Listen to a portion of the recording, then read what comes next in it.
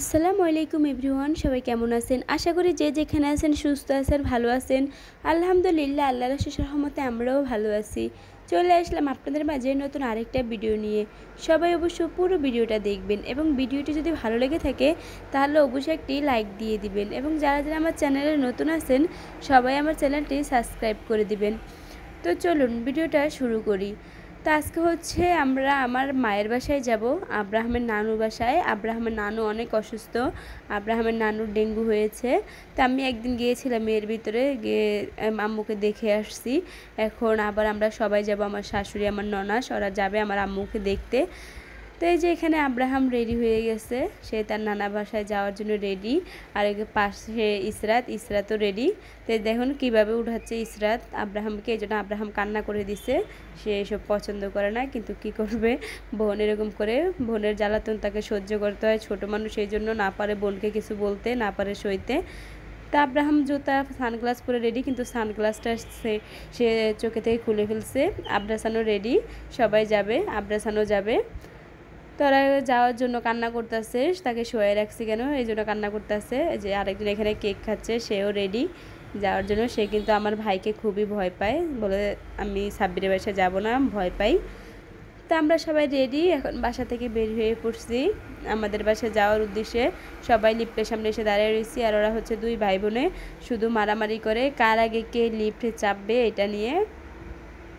তো এই যে আমরা লিফটের ভিতরে ঢুকে গেছি, আস্তে আস্তে সবাই ঢুকতেছে একে একে।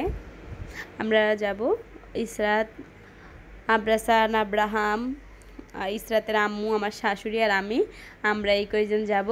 লিফটের ভিতরে উঠলে কিন্তু আব্রাহাম খুবই খুশি, আয়না লিফটের ভিতরে চারদিকে শুধু দেখে। একে একে সবাই লিফটের ভিতরে উঠে পড়ছি, এখন আমরা চলে যাব। তো লিফটের ভিতরে কিন্তু তাদের দুই ভাই বোনের ঝগড়া, বাটন চাপ দেওয়া নিয়ে, কার আগে চাপ দেবে এটা নিয়ে ঝগড়া। তো এই যে আমরা নিচে চলে এসেছি, আব্রাসান দৌড়ে আগে চলে গেছে, এখন ইসরাতও যাচ্ছে দৌড়ে।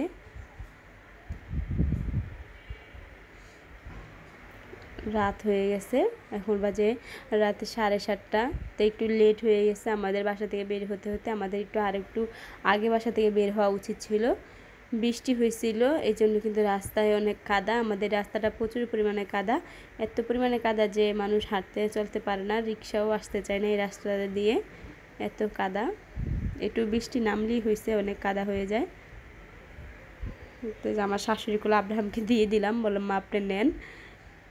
বাচ্চাকে অন্য কারো কোলে দিলে মনে হয় বাঁচা যায়, শান্তি লাগে, না হলে সারাক্ষণ নিজের কাছে জ্ঞান জ্ঞান করে।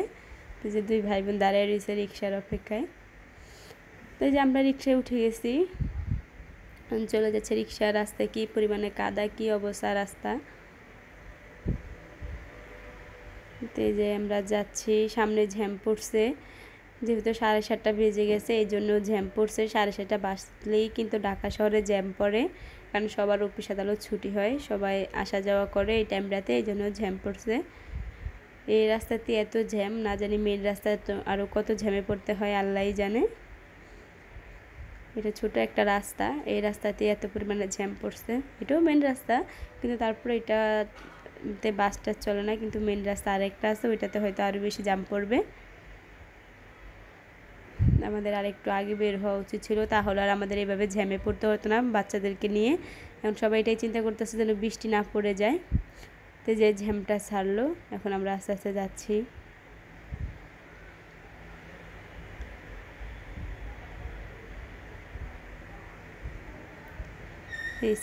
ইসরাত হচ্ছে আমার সামনে, আব্রাসান।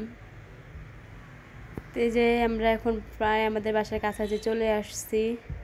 এখন আমার শাশুড়ি ফল কিনবে, ফল কেনার জন্য সে হচ্ছে রিক্সা থেকে নেমে যাবে। যেহেতু চলে এসেছি আমরা বাসার কাছাকাছি।